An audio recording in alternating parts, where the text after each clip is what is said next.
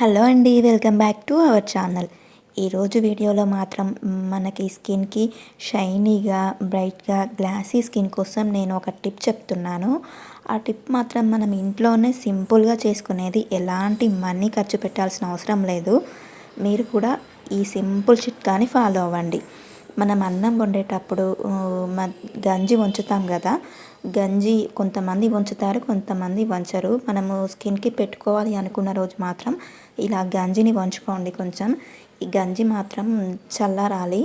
చల్లారిన తర్వాత మనము ఒక చిన్న బౌల్లోకి తీసుకోవాలి. ఇలా బౌల్లోకి తీసుకున్న తర్వాత ఇందులో కొద్దిగా శనగపిండిని వేసుకోవాలి. శనగపిండి వేసుకొని మనం బాగా మిక్స్ చేసుకోవాలి. ఈ పిండిని మాత్రం మనకు బాగా మిక్స్ చేసుకొని స్కిన్కి అప్లై చేసుకోవాలి.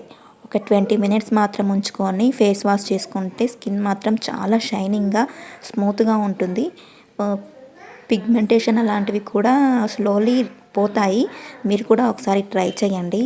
ఈ గంజిని మనము ఇందులో కోకోనట్ ఆయిల్ మిక్స్ చేసి మనం హెయిర్కి కూడా అప్లై చేసుకుంటే చాలా బాగుంటుంది. హెడ్ బాత్ చేసే ముందు ఈ హెయిర్కి అప్లై చేసుకోండి.